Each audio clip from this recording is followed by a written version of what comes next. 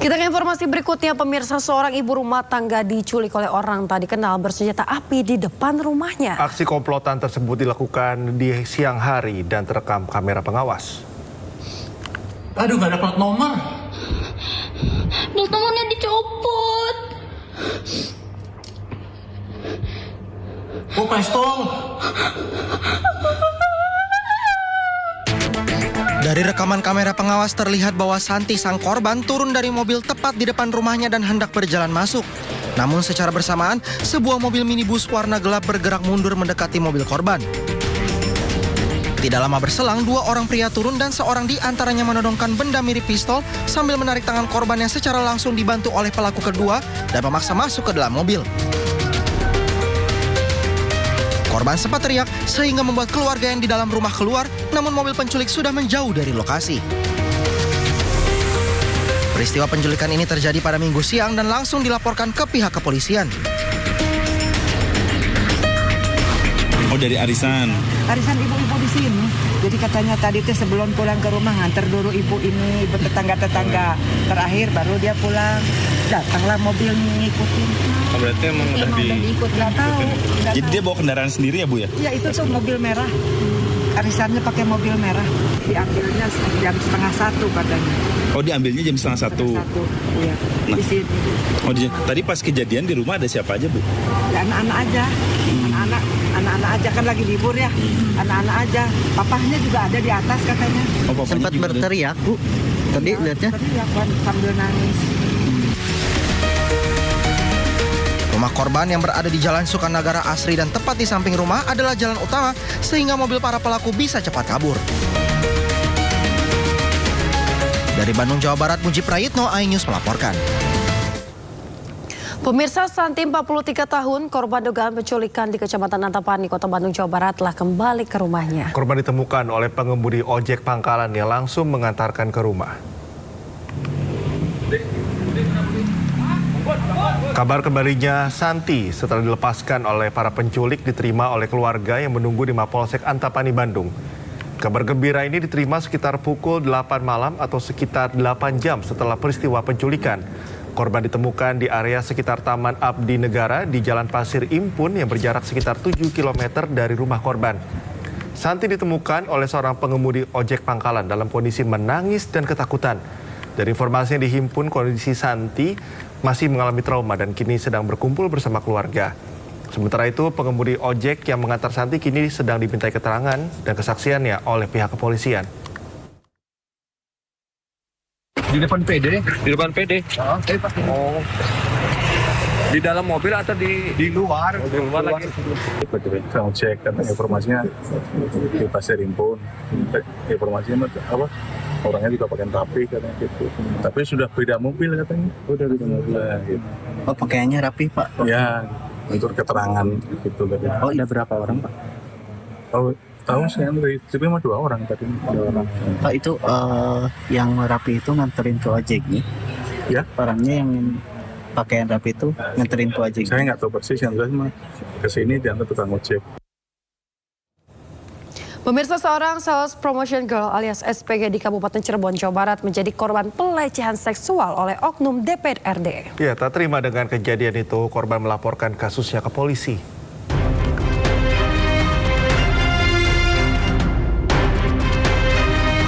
Sebelum melaporkan kasusnya, korban berinisial I terlebih dahulu memposting pengakuannya yang mengalami pelecehan seksual oleh seorang oknum DPRD Kabupaten Cirebon. Korban juga menyebarkan foto yang diduga pelaku berinisial MJ, hingga postingan tersebut viral di media sosial. Didampingi kuasa hukumnya, korban kemudian melaporkan kasus yang dialaminya ke Polresta Cirebon pada Sabtu kemarin. Didampingi kuasa hukumnya, korban kemudian melaporkan kasus yang dialaminya ke Polresta Cirebon selama hampir 5 jam. Menurut kuasa hukum korban, kejadian tersebut terjadi pada Jumat siang lalu, di mana korban yang merupakan SPG itu mengalami pelecehan di ruang salah satu fraksi di kantor DPRD Kabupaten Cirebon. Di mana klien kami itu diajak ke gedung terhormat, yaitu gedung perwakilan rakyat, di mana disitulah kejadian pelecehan itu terjadi. dan saksi-saksinya juga ada dari rekan kerja dari klien kami. Ya mungkin nanti dari pengembangan apakah ada korban-korban lain atau tidaknya nanti pihak kepolisian lah yang melakukan penyidikan. Pihak pelapor berharap kepolisian dapat menindaklanjuti kasus tersebut. Dari Cirebon, Jawa Barat, Toh Iskandar, Ainis melaporkan. Pemirsa, Anda kembali di Sindo Today. Harvey Muiz hari ini dijadwalkan akan menghadapi sidang tuntutan terkait kasus dugaan korupsi pengelolaan tata niaga komoditas timah. Majelis Hakim Pengadilan Tindak Pidana Korupsi Jakarta Pusat hari ini akan menggelar sidang pembacaan tuntutan terhadap suami aktris Sandra Dewi, Harvey Muiz, terdakwa korupsi timah. Dalam persidangan, Majelis Hakim kembali memberikan kesempatan kepada Harvey untuk menghadirkan saksi meringankan. Selain Harvey Muiz, terdakwa Suparta selaku Direktur Utama PT Refine Bangka Tim dan Reza Andriansyah, Direktur Pengembangan Usaha PT RBT juga akan dihadirkan. Harvey Muiz didakwa menerima 420 miliar rupiah bersama Helena Lim selaku manajer PT Quantum Skyline Exchange. Sedangkan Suparta didakwa menerima aliran dana 4,57 triliun rupiah dalam kasus yang merugikan negara senilai 300 triliun. Keduanya juga didakwa melakukan tindak pidana pencucian uang dari dana yang diterima. Sementara Reza tidak menerima aliran dana dalam kasus dugaan korupsi timah, namun ia didakwa terlibat karena mengetahui dan menyetujui perbuatan korupsi. Kita ke informasi berikutnya, pemirsa. Puluhan santri putri salah satu pondok pesantren di Kecamatan Kediri, Lombok Barat diduga keracunan makanan sehingga harus dilarikan ke rumah sakit setempat.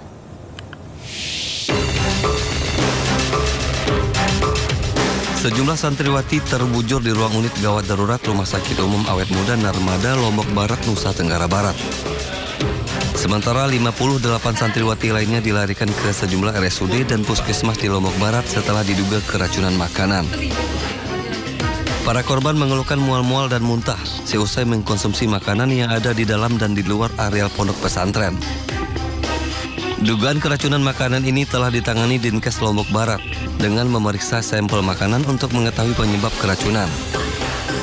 Sementara petugas kepolisian masih melakukan penyelidikan terkait kasus keracunan makanan ini. Dugaan seperti tadi, makanan yang dibawa oleh orang tua sama jajanan yang dibeli di pinggir jalan pada saat jam kunjungan tersebut. Kan kalau jam kunjungan boleh keluar ya. Ada langkah untuk penyelidikan ke sana?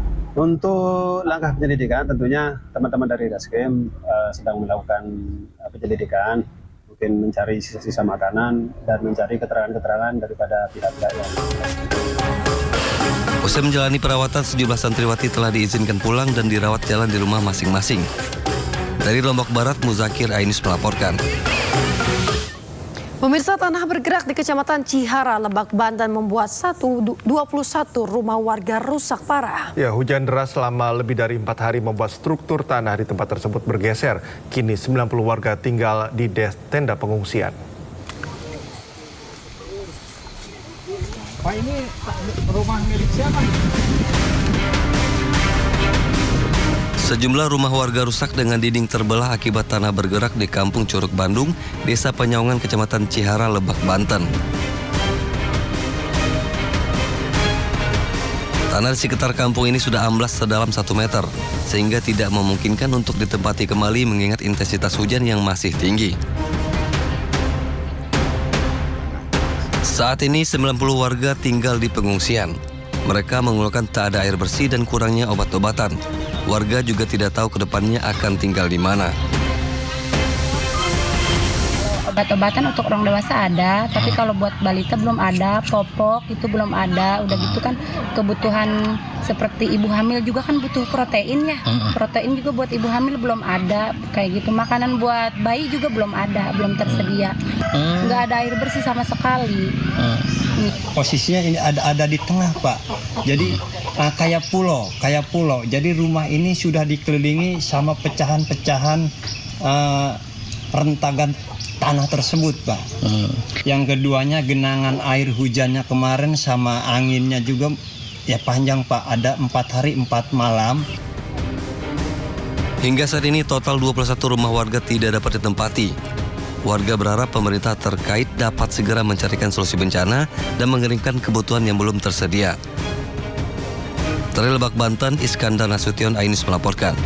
Pemirsa, tingginya curah hujan membuat sejumlah wilayah di Sidoarjo, Jawa Timur terendam banjir. Bahkan daerah yang biasanya tidak pernah banjir kini digenangi air akibat debit air sungai yang meluap.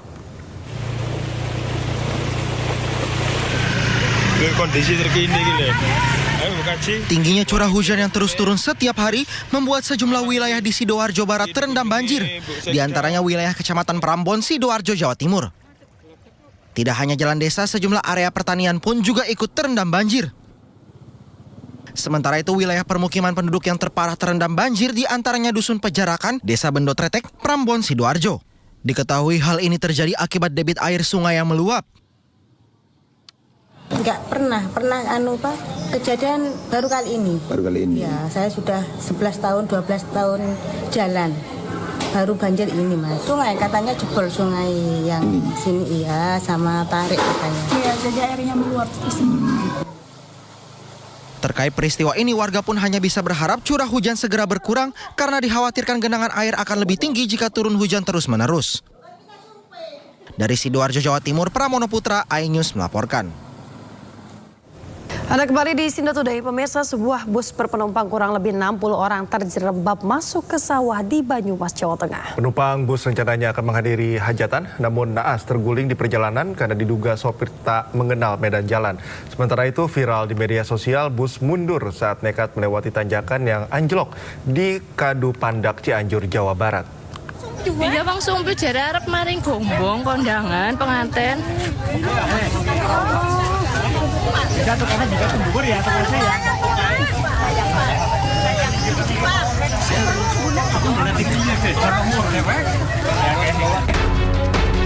Sejumlah warga mengevakuasi para penumpang saat sebuah bus terguling di tengah sawah di Banyumas, Jawa Tengah. Dengan menggunakan alat seadanya, warga mengevakuasi para korban melalui kaca bus. Kejadian berawal saat bus berpenumpang 60 orang ini membawa rombongan pengantin dari Kecamatan Sumbiuh, Banyumas menuju Gombang, Kabupaten Kebumen. Namun naas bus terguling ke sawah lantaran pengemudi hilang kendali di saat berpapasan dengan kendaraan lain di jalan desa yang sempit. Sulitnya medan membuat proses evakuasi bus berjalan cukup lama. Warga menggunakan truk untuk menarik bus keluar dari sawah. Dari sini mau ke timur. Ya. Terus tahu-tahu udah miring-miring, ya. Terus langsung istilahnya apa? Jatuh, letak ke kanan sebelah kanan. Oh, ke sawah. Terus juga turut ambil tangga buat evakuasi pada para korban. Tidak ada korban jiwa dalam kecelakaan ini. Penumpang yang terluka dibawa ke puskesmas guna mendapatkan perawatan medis. Penyebab kecelakaan masih dalam penyelidikan aparat Salantas Polresta Banyumas. Dari Banyumas, Jawa Tengah, Saladin Ayubi, iNews melaporkan.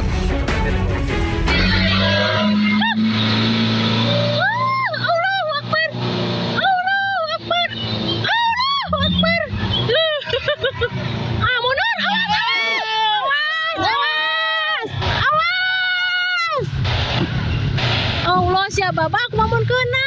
Allah arsa. Beginilah rekaman video amatir warga saat mobil bus melewati tanjakan yang sudah anjlok, tepatnya di Tanjakan Purut, Desa Sindang Sari, Kecamatan Kadu Pandak, Kabupaten Cianjur, Jawa Barat. Dalam rekaman, bus sempat naik namun tak kuat menanjak sehingga membuat bus kembali melaju mundur dan turun. Beruntung sopir bisa mengendalikan dengan aman meskipun nyaris menabrak sejumlah warga yang berada di belakang serta nyaris masuk ke dalam jurang.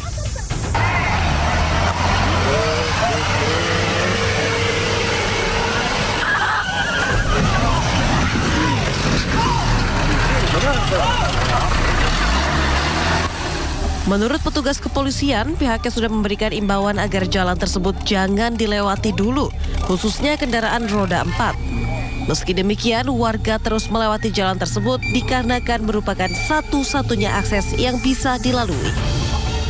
Kita memberikan peringatan kepada warga masyarakat untuk tidak melintas, terutama untuk roda 4, tetapi mereka memaksa. Nah, kemungkinan ke depannya, karena kita lihat kontur jalan ya, di bawah coran itu kan sudah kosong, tidak ada tanah, ya nanti mungkin kita tutup total. Tapi kalau kita tutup total, aktivitas kendaraan roda 2 dan roda 4, kita juga berpikirnya kasihan juga warga di sini, tidak bisa mencari bahan pangan keluar. Beruntung tidak ada korban jiwa maupun luka dalam peristiwa ini. Warga berharap segera ada perbaikan jalan dari pemerintah. Dari Cianjur, Jawa Barat, Muhammad Andi Ihsan, iNews melaporkan. Pemirsa, selanjutnya kami ajak Anda mengetahui pantauan lalu lintas terkini di sejumlah wilayah melalui pantauan CCTV Korlantas Polri. Kita akan bergabung dengan Brigadir Cici Arangga di studio NTMC Polri. Ya, Brigadir Cici, bagaimana pantauan arus lalu lintas di sejumlah titik di wilayah Indonesia melalui pantauan CCTV? Ya, terima kasih Cikal juga Yasmin dan pemirsa menemani aktivitas Anda pagi hari ini. Mari kita mengupdate bagaimana perkembangan arus lalu lintas dan melalui CCTV Korlantas Polri kita akan melihat bersama kondisi arus lalu lintas di sekitaran kawasan Semanggi, Jakarta Selatan. Untuk arus lalu lintas pagi hari ini terpantau dari arah Gatot Subroto yang akan menuju ke arah Senayan ataupun ke arah Slipi yang menggunakan jalur arteri hingga saat ini masih dalam keadaan ramai dan lancar. Dan untuk kendaraan-kendaraan yang berdatangan dari arah Semanggi yang nantinya akan mengarah ke arah Kuningan maupun Cawang dan sebaliknya, juga yang menggunakan tol dalam kota hingga saat ini masih dalam keadaan ramai dan lancar. Memang terlihat terjadi adanya peningkatan jumlah pengendara di jalur sebelah kiri atau dari arah Semanggi yang akan menuju ke arah Kuningan. Namun sampai dengan saat ini kendaraan masih melaju atau masih menempuh jarak dengan kecepatan yang cukup normal. Untuk itu kami menghimbau bagi para pengendara yang melintasi kawasan ini untuk tetap berhati-hati dengan selalu menjaga batas laju kecepatan kendaraan Anda. Dan selanjutnya kita akan beralih ke sekitaran kawasan GPO Taman Anggrek, Jakarta Barat. Arus lalu lintas dari arah Slipi yang akan menuju ke arah Grogol hingga saat ini masih dalam keadaan ramai dan lancar. Terlihat juga untuk kendaraan-kendaraan yang menggunakan jalur tol dalam kota dari arah Jakarta menuju ke tol Airport Jalan Prof. Sediatmo hingga saat ini juga masih dalam keadaan ramai dan lancar, di mana memang terlihat juga untuk para pengendara dari tol Jakarta yang akan menuju ke arah Tangerang dan sebaliknya. Juga hingga saat ini terjadi sedikit perpadatan kendaraan, namun kendaraan-kendaraan yang melintas pada jalur tol ini masih melaju dengan kisaran kecepatan di bawah 80 km per jam. Untuk itu kami himbau bagi para pengendara agar tetap berhati-hati dan selalu di jalur yang benar demi menjaga keselamatan diri Anda pribadi tetapi juga keselamatan bersama di jalan. Dan selanjutnya kita akan beralih ke kawasan flyover Simpang Grogol, Jakarta Barat. Untuk arus lalu lintas dari arah Jalan Raya dan Mogot yang akan menuju ke Jalan Lejen S. Parman hingga saat ini masih dalam keadaan relatif lancar, belum terjadi perlambatan kecepatan kendaraan ataupun peningkatan jumlah volume arus kendaraan. Dan juga untuk tol dalam kota dari arah Pluit yang akan menuju ke arah Tomang maupun sebaliknya hingga saat ini pun masih dalam keadaan relatif lancar. Kami perlu menghimbau bagi para pengendara untuk tetap berhati-hati mengingat adanya pertemuan arus kendaraan pada sekitaran kawasan ini dan juga dikarenakan kawasan Grogol sendiri dilintasi kendaraan-kendaraan besar. Dan pemirsa, terakhir kita beralih ke kawasan exit tol Bekasi Barat. Untuk pagi ini kondisi arus lalu lintas dari gerbang tol Bekasi Barat yang akan masuk menuju ke arah Pekayong, Kalimalang dan juga Jalan Ahmad Yani terpantau dalam keadaan relatif lancar dan kendaraan-kendaraan dari arah Pekayong yang akan menuju ke arah Kalimalang, Jalan Ahmad Yani juga yang akan menuju ke arah gerbang tol Bekasi Barat hingga saat ini juga dalam keadaan ramai dan lancar. Kami himbau bagi para pengendara untuk tidak melawan arus, tetap pada jalur yang benar demi menjaga keselamatan diri Anda pribadi tetapi juga para pengendara lainnya. Dan pemirsa, terus kami ingatkan bagi para pengendara sebelum bepergian pastikan bahwa kondisi kendaraan Anda dalam keadaan layak pakai demi menjaga keamanan dan keselamatan diri Anda sampai berada di tujuan. Dan berdasarkan data RSMS Korlantas Polri, pemirsa perlu kami informasikan data yang kami terima selama 1 kali 24 jam telah terjadi sebanyak 137 kasus laka lantas di seluruh Indonesia dengan rincian 27 meninggal dunia, 26 luka berat dan 215 luka ringan. Dari 137 kasus laka lantas tersebut, 57% terjadi di siang hari. Untuk itu tetap konsentrasi saat berkendara demi menjaga keamanan bersama di jalan. Dan bagi pemirsa yang ingin mengupdate informasi-informasi informasi seputaran arus lalu lintas, kami siap melayani Anda. Silakan hubungi call center kami di 1500669, juga melalui SMS Center di 9119. Demikian Yasmin juga Cikal yang dapat kami bagikan langsung bersama saya Brigadir Cici, dan silakan kembali ke Anda di studio. Terima kasih Brigadir Cici Yarangga atas laporan dari berbagai titik di Jakarta dan Bekasi. Selamat bertugas kembali dan salam presisi. Kita beralih ke informasi pilkada, pemirsa. Komisi Pemilihan Umum Provinsi Jakarta mengumumkan hasil resmi rekapitulasi pemilihan Gubernur Jakarta pada Minggu siang. Pasangan nomor urut 3 Pramono Anung Rano Karno unggul dalam Pilgub Jakarta 2024. KPUD Jakarta telah merampungkan hasil rekapitulasi suara Pilgub Jakarta 2024. Hasilnya, pasangan nomor urut 3 Pramono Anung Rano Karno meraih suara terbanyak dengan perolehan 2.183.239 suara atau 50,07% total suara sah dalam Pilkada Jakarta. Sementara pasangan Ridwan Kamil Suswono berada di posisi kedua dengan perolehan 1.718.160 suara atau 39,4% suara. Di posisi terakhir, pasangan Dharma Pongrekun Kunwardana meraih 459.230 suara atau 10,53% suara. 77026, nomor urut 3, 328. Uraian data rincian perolehan suara pasangan calon gubernur dan wakil gubernur, nomor dan nama pasangan calon. 1. HM Ridwan Kamil dan Haji Suswono. 1718160. 2. Komjen Pol Purnawirawan Dharma Pongrekun SIK MM Mhum dan Dr. Insinyur R. Kunwardana Abiyoto MT 459230. 3. Dr. Insinyur Pramono Anung Wibowo MM dan Haji Rano Karno SIP atau Sidul 2183239. Uraian data suara sah dan tidak sah. Jumlah suara sah, saya ulangi, jumlah seluruh suara sah 4360629.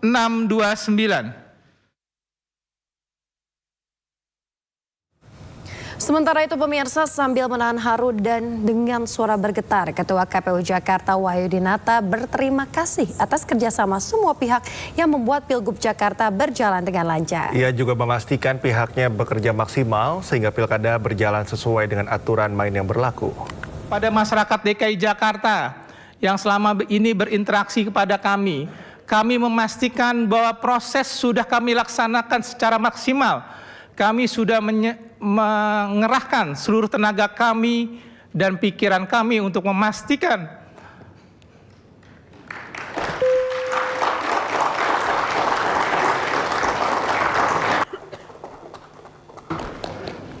kayak saya minum dulu kayaknya. Jadi terharu gitu. Memastikan proses pilkada di daerah khusus Jakarta berjalan secara maksimal dan sesuai dengan aturan main yang ada.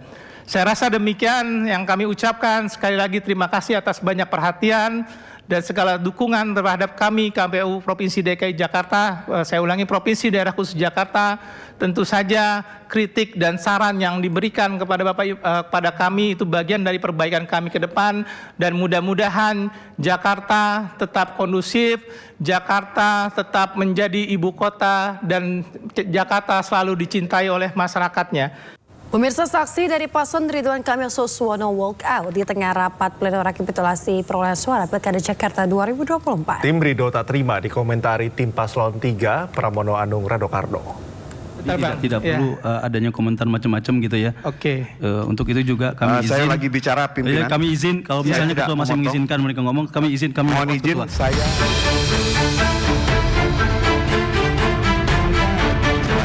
Tim pasangan calon gubernur dan wakil gubernur Jakarta nomor urut 1 Ridwan Kamil Suswono memilih walk out, meninggalkan tempat rekapitulasi saat rapat pleno penghitungan suara Pilkada Jakarta 2024 tengah berlangsung. Tim RK tak terima tanggapannya terkait dugaan kecurangan dalam penyelenggaraan pilkada serentak dikomentari oleh tim Paslon 03, Pramono Anung dan Rano Karno. Sebelum walk out, kubu RK menyerahkan laporan dugaan kecurangan yang didapat pihaknya kepada pimpinan KPUD Jakarta. Kami 01, pasangan 01, Pak Ridwan Kamil dan Suswono, apapun yang terjadi hari ini, kami akan melakukan proses hukum. Dan kami akan melanjutkan ini tentunya sesuai dengan konstitusi yang digariskan oleh undang-undang kita akan ajukan ke Mahkamah Konstitusi untuk kita mencari sebuah keadilan mana sesungguhnya yang seharusnya kita dapat hak-hak tersebut. Kira-kira demikian, Ketua.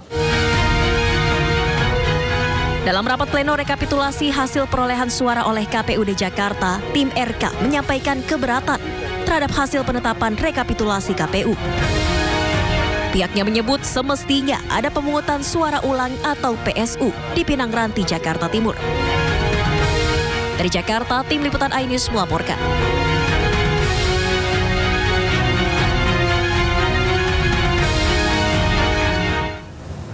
Pemirsa, tim hukum Ridwan Kamil Suswono akan melayangkan gugatan ke Mahkamah Konstitusi terkait hasil rekapitulasi suara Pilgub Jakarta. Tim Rido menilai KPU dan Bawaslu tidak profesional sehingga tingkat partisipasi masyarakat dalam pilkada menurun dan tidak dapat mencegah terjadinya dugaan kecurangan.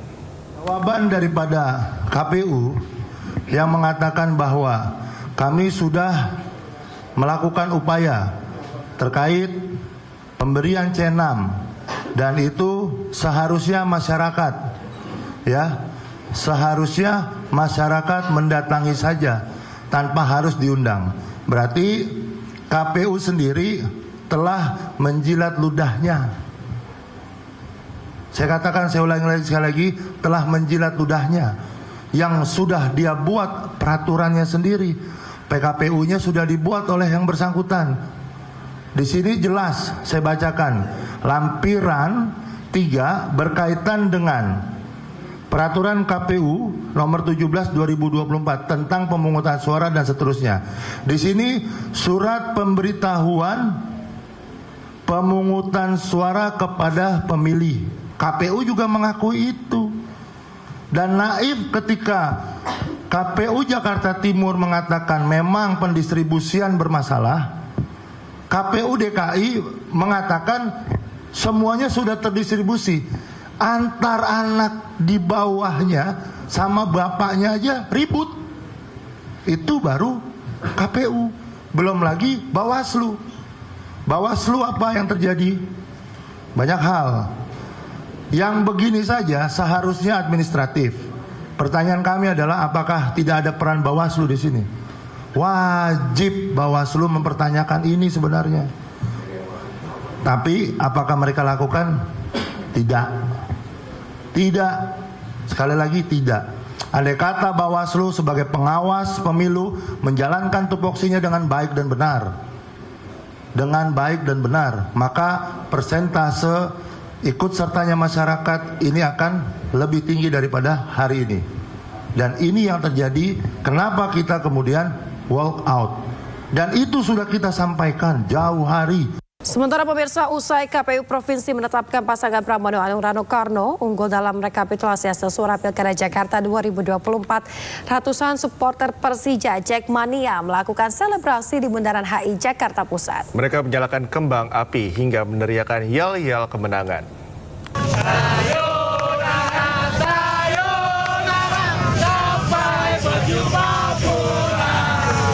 Ratusan pendukung Persija Jakarta atau Jackmania selebrasi di Bundaran HI Jakarta pada Minggu malam. Selebrasi dilakukan dengan memutari Bundaran HI, menyalakan flare, hingga meneriakan yel-yel kemenangan Cagup Cawagup nomor urut 3 Pramono Anung Rano Karno. Selebrasi dilakukan secara spontan atas unggulnya Pram Rano di Pilkada Jakarta 2024. Sementara tim ses paslon nomor urut 3 mengatakan selebrasi ini adalah kemenangan bagi warga Jakarta.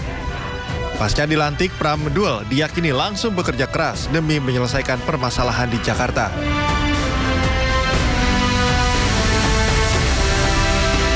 Ini suara anak Jakarta, suara asli anak Jakarta tanpa uang, tanpa arahan dari pimpinan. Jakarta menyala. Jakarta menyala, Jakarta kota gue. Merdeka! Terima kasih kepada seluruh warga Jakarta yang sudah mempercayakan kepada Mas Pram dan Bang Dul. Dan kami yakin Mas Pram dan Bang Dul begitu dilantik akan langsung bekerja keras menyelesaikan permasalahan. Terima kasih. Adapun KPUD Jakarta menetapkan pasangan Pram Rano 50,07% dalam rekapitulasi hasil Pilkada 2024 Jakarta. Sementara pasangan nomor urut 1 Ridwan Kamil Suswono meraih 39,4% suara. Kemudian dilanjutkan dengan paslon nomor urut 2 Dharma Pongrekun Kunwardana dengan torehan 10,53%. Dari Jakarta, Syahreza Zanski, Indra Purnama, iNews melaporkan. Pemirsa, saksi dari pasangan calon gubernur Wakil Gubernur Jakarta nomor urut 2 Dharma Pongrekun Kunwardana menolak menandatangani berita acara rekapitulasi hasil Pilkada Jakarta 2024. Bawaslu 01. Momen ini terjadi di tengah rapat pleno rekapitulasi hasil penghitungan perolehan suara Pilgub Jakarta di tingkat provinsi pada Minggu siang.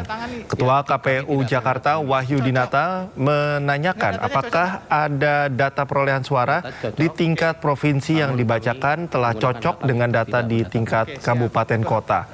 Saksi Darmakun menjawab bahwa data tersebut sama, namun menyatakan pihaknya menggunakan haknya untuk tidak menandatangani. Rekapitulasi hasil penghitungan perolehan suara dari setiap kabupaten kota dalam pemilihan gubernur dan wakil gubernur daerah khusus Jakarta tahun 2024 saya nyatakan. Sementara itu pemirsa, calon gubernur Jakarta nomor urut 3 Pramono Anung yakin bahwa semua pihak akan menghormati hasil rekapitulasi penghitungan suara Pilgub Jakarta oleh KPU. Pemirsa, Pramono Anung mengatakan bahwa mekanisme rekapitulasi suara di Pilgub Jakarta 2024 sudah berjalan secara terbuka, termasuk keleluasaan masyarakat luas dalam mengakses data KPU. Pramono juga menekankan kinerja KPUD Jakarta dinilai baik dan telah melakukan sosialisasi dan juga transparansi mengenai Pilgub 2024 secara maksimal. Menurut Pramono, transparansi tersebut telah dibuktikan dengan hasil rekapitulasi suara KPU dan juga hasil quick count yang perbedaannya tidak signifikan. Banyak sekali warga yang menyapa, memberikan antusiasme, dan mereka tentunya rata-rata mengharapkan Pilgub ini segera ada keputusan. Pak, kemarin pengesahan hasil sudah dilakukan, Bapak sesuai hitungan tim internal, penetapan nanti pukul 1 waktu Indonesia bagian Barat seperti apa tanggapannya? Yang pertama tentunya kita memahami, mengetahui bahwa transparansi yang dilakukan oleh KPUD Jakarta sudah berjalan dengan baik. Kalau kita lihat dari hasil quick account, kemudian sirekap, dan sampai dengan hasil perhitungan kemarin menunjukkan tidak ada perubahan yang signifikan. Jadi angkanya hampir sama, sehingga momentum yang seperti ini perlu dijaga di kemudian hari agar jalannya pemilihan gubernur di Jakarta ini betul-betul bisa transparan, terbuka, dan siapapun bisa mendapatkan akses dengan gampang dan baik. Pemirsa, KPU Jakarta telah menetapkan hasil rekapitulasi suara paslon Pramono Rano sebesar 50,07%. Calon Tong, Ketua Tim Pemenangan Pramono Rano meminta KPU Jakarta segera menetapkan Pramono Anung dan Rano Karno sebagai gubernur dan wakil gubernur terpilih. Yang perlu kita ketahui juga bahwa sesuai dengan peraturan KPU nomor 18 tahun 2024 pasal 76 itu disebutkan bahwa KPU Provinsi Daerah Khusus Jakarta menetapkan pasangan calon gubernur dan wakil gubernur yang memperoleh suara sah lebih dari 50% dari jumlah suara sah sebagai pasangan calon gubernur dan wakil gubernur. Jadi perhitungan 50% plus 1 suara atau lebih itu didasarkan pada jumlah suara sah. Artinya jumlah suara yang mengikuti pemilihan, ya. Kalau bicara tentang partisipasi yang hampir 58%, saya kira itu juga tidak ada pengaruh terhadap legitimasi pelaksanaan pemilihan atau pilkada di daerah khusus Jakarta.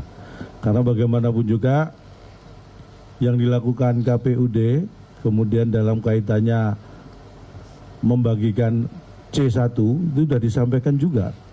C6 maksud kami, C6 itu sudah mencapai 91%. Jadi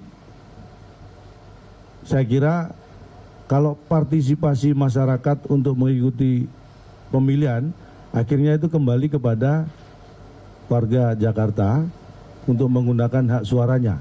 Jadi saya kira penyelenggara pemilu sudah sangat profesional melaksanakan tugas, karena 9% yang tidak terdistribusi pun itu sudah sangat jelas alasan-alasan teknisnya yang tadi juga sudah disampaikan di rapat pleno terbuka tadi. Pemirsa, pasangan calon bupati dan wakil bupati Edi Rendi meminta semua pihak menghormati proses hukum. Pasangan Edi Rendi juga berharap tidak ada narasi yang menyesatkan setelah kemenangan mutlak di Pilkada Kutai Kartanegara 2024. Pemilihan Kepala Daerah Kutai Kartanegara 2024 telah selesai dan hasilnya menunjukkan bahwa masyarakat memilih pasangan nomor urut 1 Edi Damansyah Rendi Solihin sebagai pemimpin mereka. Hingga perolehan suara mencapai 68%, hasil ini benar-benar mencerminkan keinginan rakyat. Namun seperti dalam proses demokrasi lainnya, ada dinamika yang harus dihormati termasuk upaya gugatan hukum dari pihak lain. Tim kuasa hukum Edi Rendi melalui Erwin Syah menyampaikan rasa syukur atas kemenangan ini. Mereka yakin dengan selisih suara yang signifikan, kemenangan ini punya landasan hukum yang sangat kuat. Ia juga menyoroti pentingnya menghormati proses hukum tanpa menyebarkan narasi yang bisa membingungkan masyarakat. Gugatan yang diajukan pasangan lain ke PT UN sudah ditolak. Bahkan upaya kasasi ke Mahkamah Agung juga mengalami nasib yang sama. Ini semakin mempertegas bahwa proses pilkada telah berjalan sesuai aturan. Secara administrasi dan faktual, keputusan KPU untuk menetapkan 3 pasang calon itu sudah sah secara hukum. Adalah selama ini semua putusan yang diajukan oleh penggugat, dalam hal ini Denny Alif, itu ditolak.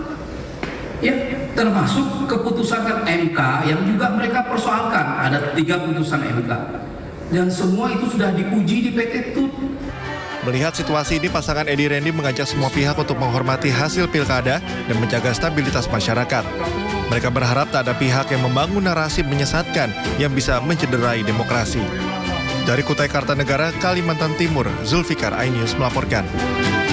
Pemirsa, ada kabar gembira, pemerintah menurunkan tarif tiket maskapai penerbangan selama periode Natal dan Tahun Baru 2025. Iya, ini kita Yasmin siap jalan-jalan berarti ya. Udah planning banget, ready banget untuk terbang. Karena Menteri BUMN memastikan harga tiket maskapai penerbangan turun sebesar 10%.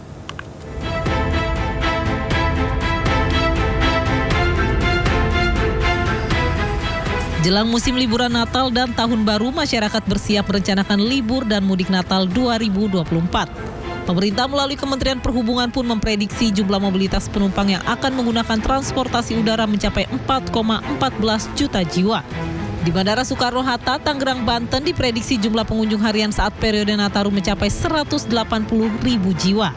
Angka ini naik dari rata-rata per hari yang hanya mencapai 150.000 jiwa.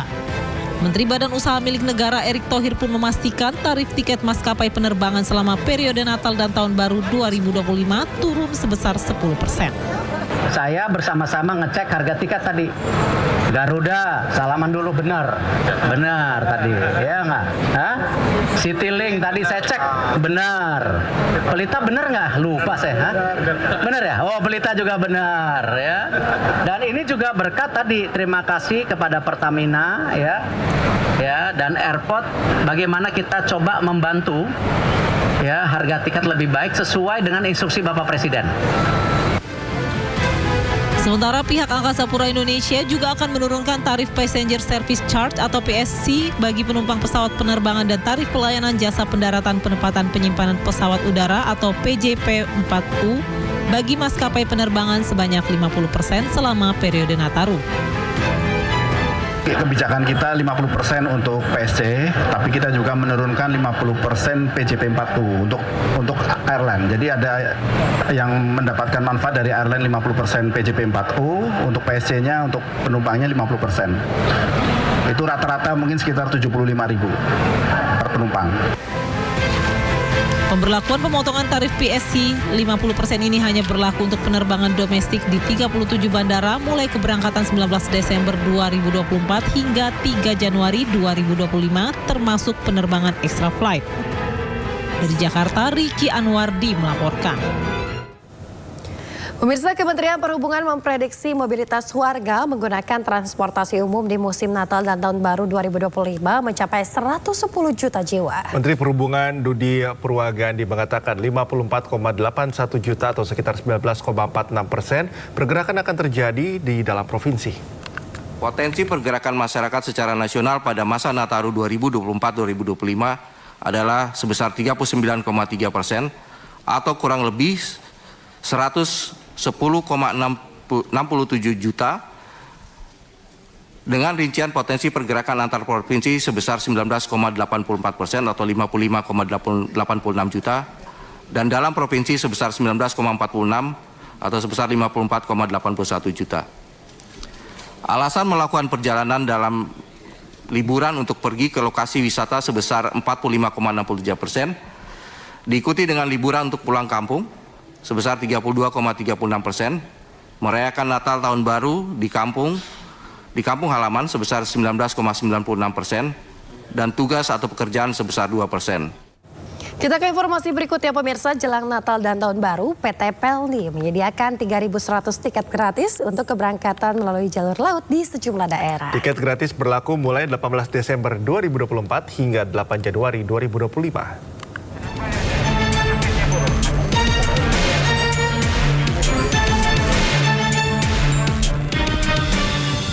Jelang Natal dan Tahun Baru, PT Pelni menyiapkan sejumlah pelayanan dan fasilitas tambahan untuk mudik Natal dan Tahun Baru 2025. Salah satunya menyediakan 3.100 tiket secara gratis untuk pelayaran di berbagai wilayah. Pelni juga menyiapkan 55 kapal dengan kapasitas 60.212 kursi untuk periode 18 Desember 2024 hingga 8 Januari 2025. Sementara untuk mengantisipasi cuaca buruk, pihak Pelni juga akan memanfaatkan sistem automatic weather station beserta para nakoda untuk terus mengupdate informasi terkait cuaca dari BMKG. Untuk antisipasinya tadi kan tetap ngecek cuaca di BMKG, kemudian kalau ada terlambat, kami biasanya mengoreksi jadwal dan informasi yang tidak tadi sudah saya sampaikan untuk SMS blast ke calon penumpang. Jadi penumpang tidak buru-buru untuk ke pelabuhan. PT Pelni juga memprediksi pelabuhan dengan keberangkatan paling padat akan terjadi di Makassar dan Ambon yang mencapai 39.000 penumpang. Data dari Kemenhub diprediksi mobilitas warga yang akan menggunakan kapal penyeberangan dan kapal laut masing-masing menembus 3,40 juta dan 2,38 juta jiwa. Sementara yang menggunakan bus diprediksi mencapai 6,54 juta jiwa. Sedangkan warga yang akan menggunakan kendaraan pribadi diprediksi mencapai 59,52 juta jiwa atau 53,78%. Sementara pengguna kereta api di musim Natal dan Tahun Baru akan diprediksi mencapai 3,44 juta jiwa. Dari Jakarta, Sari Jadzanski, Jaka Samsa, Muhammad Hoirudin, iNews melaporkan. Anda kembali di Sinta Today, pemirsa. iNews Media Group menggelar malam penghargaan BUMN Awards 2024 di iNews Tower, Jakarta Pusat. Ajang ini memberikan penghargaan kepada sejumlah badan usaha milik negara yang terus berinovasi dan berperan penting dalam pembangunan Indonesia serta meningkatkan kesejahteraan masyarakat. iNews Media Group menggelar ajang prestisius BUMN Awards 2024 bagi sejumlah badan usaha milik negara atas kontribusi luar biasa dalam mendorong pertumbuhan ekonomi Indonesia dan juga menjadi pendorong bagi perusahaan BUMN untuk terus berinovasi, memberikan yang terbaik kepada masyarakat. Perhelatan acara ini diapresiasi langsung oleh Wakil Menteri BUMN Kartika Wirjo Atmojo dan juga dihadiri CEO iNews Media Group Angela Tanu Sudibyo. Angela yang juga Ketua Umum DPP Partai Perindo turut memberikan apresiasi kepada 5 BUMN inspiratif yang meraih penghargaan dalam BUMN Awards 2024. Di antaranya adalah dalam kategori transformasi ekonomi melalui inovasi digital diraih PT Bank Negara Indonesia Persero Tbk. Pada kategori transformasi sosial, budaya, dan ekologis dalam investasi dan konstruksi di bidang energi terbarukan diraih oleh PT PP Persero Tbk.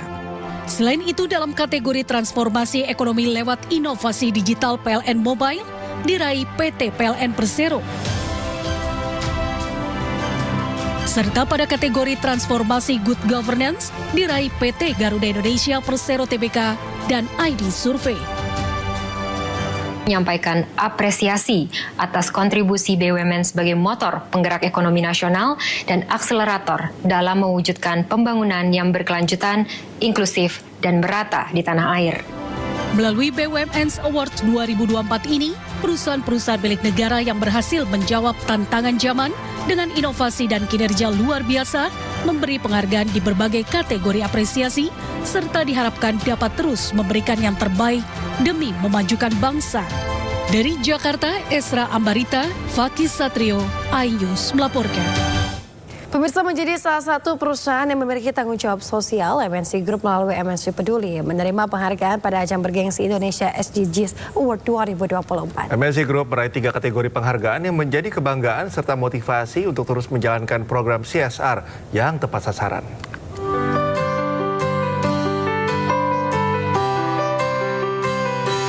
Memiliki komitmen dalam membantu masyarakat melalui program sosial, MNC Group melalui MNC Peduli kembali meraih penghargaan pada ajang Indonesia SDGs Awards yang diselenggarakan oleh Corporate Forum for CSR Development atau CFCD. MNC Group meraih 3 kategori penghargaan, yaitu The Top Corporate Leadership on SDGs, The Most Committed Corporate to SDGs on Social Pillar, dan The Most Committed Corporate to SDGs on Environment melalui program yang dijalankan MNC Peduli pada 8 program, meliputi bidang kesehatan, sosial, lingkungan, dan kesetaraan gender. Saya tahu ya, begitu banyak kegiatan yang dilakukan oleh MNC Group, ya, terutama di bidang-bidang sosial, ya. Saya tahu dan saya ingin mengucapkan secara khusus kepada manajemen MNC, ya, bahwa terima kasih atas dukungan yang telah diberikan kepada CFCD. Berbasis panduan dari Bappenas tentang tujuan pembangunan berkelanjutan, itu kita bedakan menurut 17 tujuan dari SDGs, kemudian target-target dari SDGs yang secara makro kita kelompokkan lagi-lagi sosial, ekonomi, lingkungan, dan tata kelola, serta hukum. Dalam bidang kesehatan, MNC Peduli telah melakukan kegiatan peduli terhadap stunting dan tumbuh kembang anak di berbagai posyandu. Sementara dalam bidang pendidikan, MNC Peduli telah membangun rumah baca di berbagai wilayah serta turut membantu melengkapi fasilitasnya. Di bidang lingkungan, MNC Peduli turut melestarikan lingkungan dengan menanam mangrove untuk mencegah abrasi. Bahwa tahun ini adalah tahun ketiga kami mendapatkan award dari ISDA untuk menjalankan CSR yang selaras dengan United Nations SDG. Tentunya ini membuat kita juga terus lebih semangat untuk mengerjakan CSR events kami. Kegiatan sosial ini diharapkan bisa ditiru perusahaan lainnya untuk bersama-sama membangun Indonesia menuju sejahtera. Dari Jakarta, Jessica Winoto, Hairudin, iNews melaporkan.